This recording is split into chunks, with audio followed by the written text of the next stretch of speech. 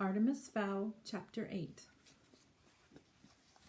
She's right, thought Juliet, and what a lovely voice, like a choir all on its own. How could you argue with a voice like that? Sure, caveman glasses off. Cool voice, by the way. Do, re, mi, and all that. Holly decided not to try deciphering Juliet's comments. It was hard enough when the girl was in full control of her brain. Now, a simple question. No problem. What a great idea. How many people in the house? Juliet thought. One, and one, and one. And another one? No, Mrs. Fowl wasn't there. 3, she said finally. Me and Butler and of course Artemis. Mrs. Fowl was here, but she went bye-bye. Then she went bye-bye. Juliet giggled. She'd made a joke, a good one too. Holly drew a breath to ask for clarification, then thought better of it. A mistake, as it turned out. Has anyone else been here? Anyone like me? Juliet chewed her lip. There was one little man in a uniform like yours. Not cute, though.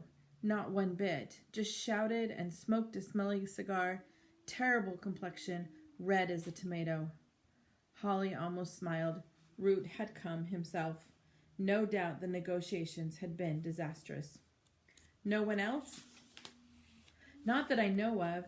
If you see that man again, tell him to lay off the red meat. He's just a coronary waiting to happen. Holly swallowed a grin. Juliet was the only human she knew who was probably more lucid under the mesmer. Okay, I'll tell you. Now, Juliet, I want you to stay in my room, and no matter what you hear, don't come out. Juliet frowned.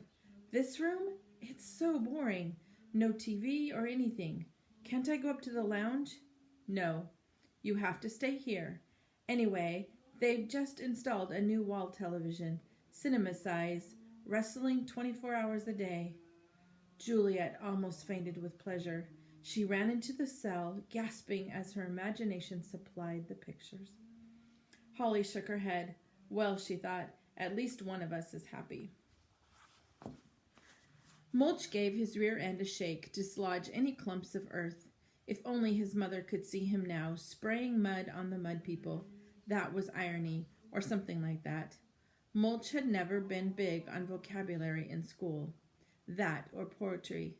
He'd never seen the point. Down the mines there are only 2 phrases of any importance.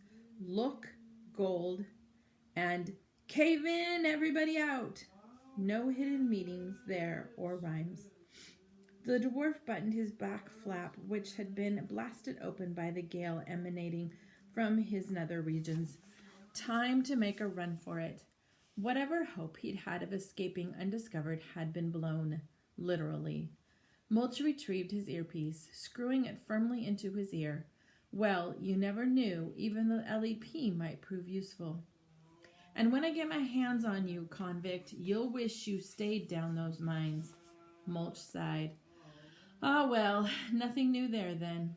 Clasping the safe's treasure tightly in his fist, the dwarf returned to trace his steps. To his utter amazement, there was a human entangled in the banisters. Mulch was not one bit surprised that his recyclings had managed to hurl the elephantine mudman several yards through the air. Dwarf gas has been known to cause avalanches in the Alps.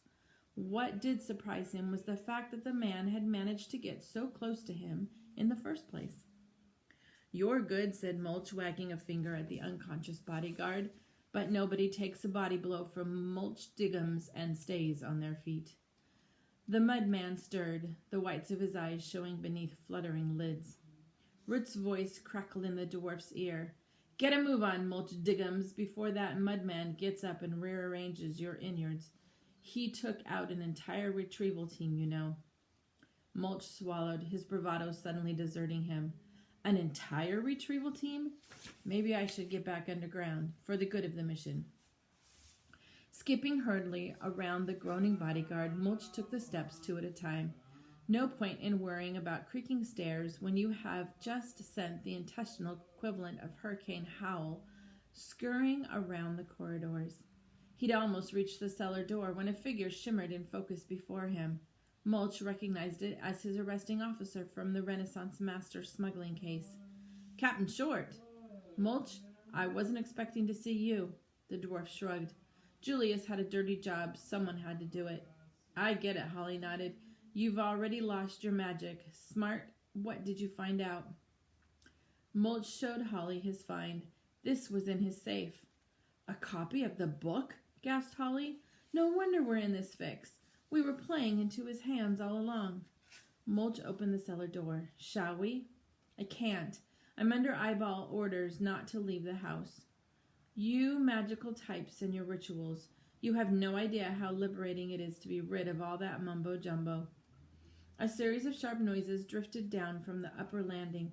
It sounded like a troll thrashing around in a crystal emporium. "We can debate ethics at a later date. Right now, I suggest we make ourselves scarce." Mulch nodded. "Agreed." This guy took out an entire retrieval squad, apparently. Holly paused, half-shielded. "An entire squad? Fully equipped? I wonder." She continued her fade-out, and the last thing to go was her widening grin. Mulch was tempted to hang around. There weren't many things more fun to watch than a heavily armed recon officer going to town on a bunch of unsuspecting humans. By the time Captain Short got through with this foul creature, he'd be begging her to get out of his manor. The foul character in question was watching it all from the surveillance room. There was no denying it. Things were not good. Not good at all, but certainly not irredeemable. There was still hope. Artemis cataloged the events of the last few minutes. The manor's security had been compromised. The safe room was a shambles, blown apart by some sort of fairy flatulence. Butler lay unconscious, possibly paralyzed by the same gaseous anomaly. His hostage was loose in the house, her fairy powers restored to her. There was an unsightly creature in a leather pants burrowing holes beneath the foundations with no apparent regard for fairy commandments. And the people had retrieved a copy of the book, one of several copies as it happened, including one on disc in a Swiss vault. Artemis's finger combed an errant strand of dark hair. He would have to dig very deep to uncover the good in this particular scenario. He took several deep breaths, finding his chi, as Butler had taught him. After several moments' contemplation, he realized that those factors meant little to the overall strategies of both sides. Captain Short was still trapped in the manor, and the time stoppage period was running out. Soon the LEP would have no option but to launch their biobomb, and that was when Artemis Fowl would unveil his coup de grace. Of course, the whole thing depended on Commander Root. If Root wasn't intellectually challenged as he looked, it was quite possible the entire scheme would collapse around his ears. Artemis hoped fervently that someone on the fairy team had the wit to spot the blunder he'd made during the negotiation session. Mulch unbuttoned his back flap. Time to suck some dirt, as they said down the mines. The trouble with the dwarf tunnels was that they were self-sealing, so that if you had to go back the way you came, there was a whole new burrow to be excavated. Some dwarfs retraced their steps exactly, chewing through the less compact and pre-digested dirt. Mulch preferred to dig a fresh tunnel. For some reason, eating the same dirt twice didn't appeal to him. Unhinging his jaw, the dwarf pointed himself torpedo-like through the hole in the floorboards. His heart calmed immediately as the scent of minerals filled his nostrils. Safe. He was safe. Nothing could catch a dwarf underground, not even a Skylian rockworm. That was, of course, if he managed to get underground. 10 very powerful fingers gripped Mulch by the ankles. This just wasn't the dwarf's day. First Wartface, now this homicidal human.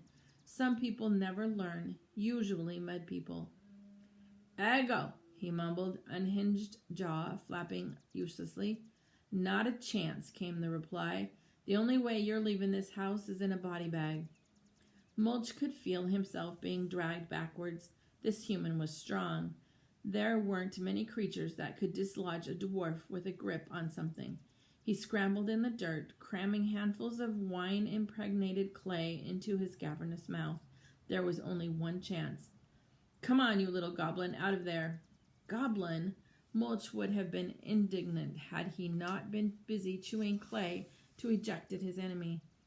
The human stopped talking. Possibly he had noticed the flap and probably what was behind it. No doubt what had happened in the safe room was coming back to him. Oh, what would have followed the O is anyone's guess, but I'd be willing to bet that it wouldn't have been dearie me.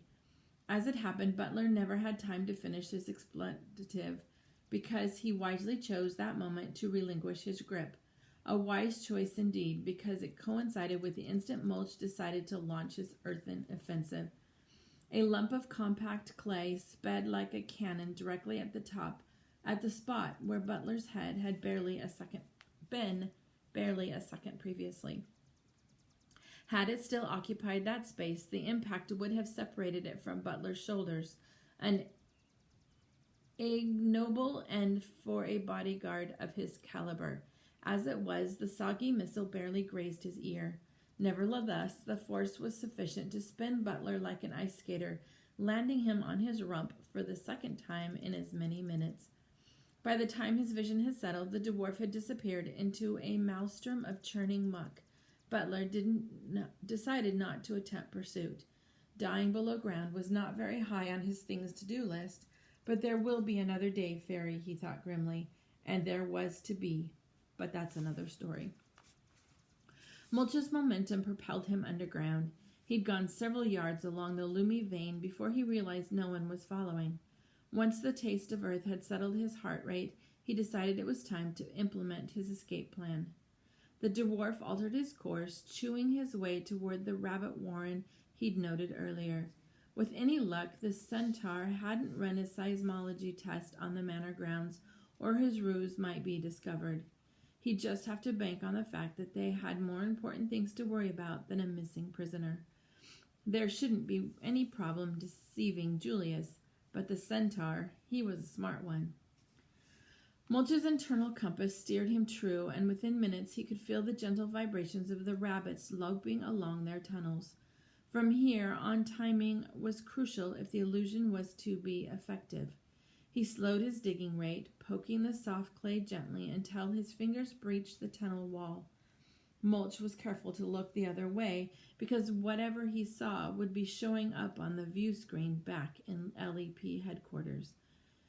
Laying his fingers on the tunnel floor like an upturned spider, Mulch waited.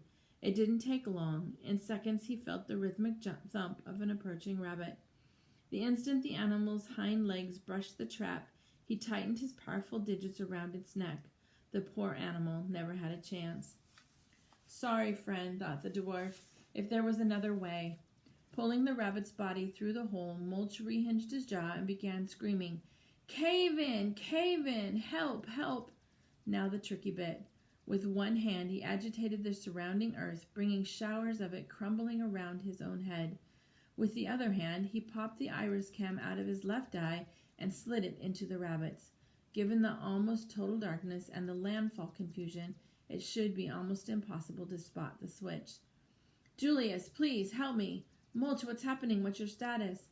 What's my status? Thought the dwarf incredulously. Even in times of supposed crisis, the commander couldn't abandon his precious protocol.